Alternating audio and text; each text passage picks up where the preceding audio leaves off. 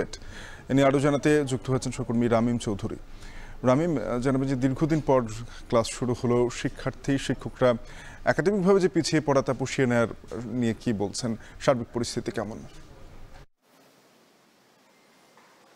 শাফিন, খুলনা প্রকৌশল প্রযুক্তি বিশ্ববিদ্যালয়ে কিন্তু দীর্ঘ সময় একটা অচল অবস্থা ছিল, যেটি কিন্তু আজকে কেটেছে বললেই চলে। কারণ আজকে কিন্তু প্রায় 5.5 মাস পর আজকে প্রথম ক্লাস শুরু হলো, এবং আমরা দেখেছি যে সকাল থেকে কিন্তু শিক্ষক শিক্ষার্থীরা বেশ উৎফুল্লের সাথে তারা তাদের যে যার যার ক্লাস ছিল সেখানে গিয়েছে, এবং বিভিন্ন ক্লাসেও আমরা গিয়েছিলাম এবং শিক্ষার্থীদের সাথে কথা বলেছি, শিক্ষকদের সাথে কথা বলেছি। তারা কিন্তু বেশ সন্তোষ প্রকাশ করেছেন যে দীর্ঘ একটা সময় পার হওয়ার পরে কিন্তু তারা তাদের শিক্ষা কার্যক্রমে আবারও ফিরে আসতে পেরেছেন।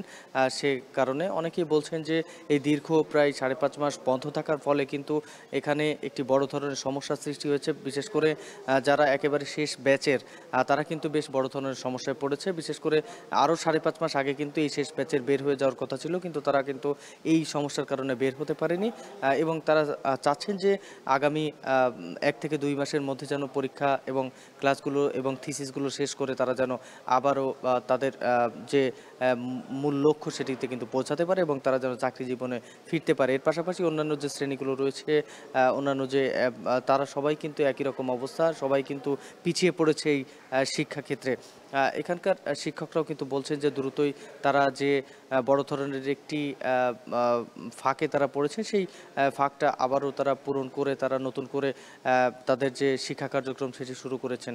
আমরা দেখেছি গত 18 ফেব্রুয়ারি কিন্তু কুয়েটে একটি সংঘর্ষের ঘটনা ঘটে ছাত্র রাজনীতিকে কেন্দ্র করে, এবং সেই সংঘর্ষের পর থেকেই কিন্তু এই পর্যন্ত শিক্ষা কার্যক্রম, একাডেমিক কার্যক্রম, এর পাশাপাশি প্রশাসনিক কার্যক্রমও বন্ধ ছিল।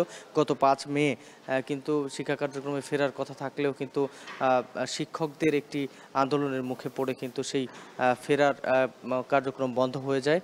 তারপর থেকে এই পর্যন্ত কিন্তু শিক্ষকরাই আসছিলেন না। এরপরে নতুন যে ভিসি আসলেন কিছুদিন আগে 24 জুলাইতে কিন্তু নতুন একজন ভিসিকে নিয়োগ দেওয়া হয়েছে, এবং তিনি আসার পরে এখানকার শিক্ষক শিক্ষার্থী এবং অন্যান্য সব সংস্থার সাথে সকলের সাথেই কথা বলেছেন, এবং আলোচনার সাপেক্ষে কিন্তু তিনি সকলের দাবিগুলো তিনি যাচাই বাছাইয়ের করে কিন্তু এখানে নতুন করে শিক্ষা কার্যক্রম চালু করার কথা তিনি বলেছেন, এবং গতকালকেই তিনি কিন্তু একটি নোটিশ জারি করেছেন, এবং আজকে ক্লাস শুরু হওয়ার কথা ছিল এবং ক্লাস কিন্তু সকাল থেকেই শুরু হয়ে গেছে। তো সব মিলিয়ে কুয়েট থেকে এই ছিল আমার কাছে শাফিন সবশেষ খবর। দীর্ঘ 5 মাস পর ক্লাস শুরু হয়েছে কুয়েটে, নিয়ে জানাচ্ছিলেন সহকর্মী রামিম চৌধুরী। আপনারা দেখছেন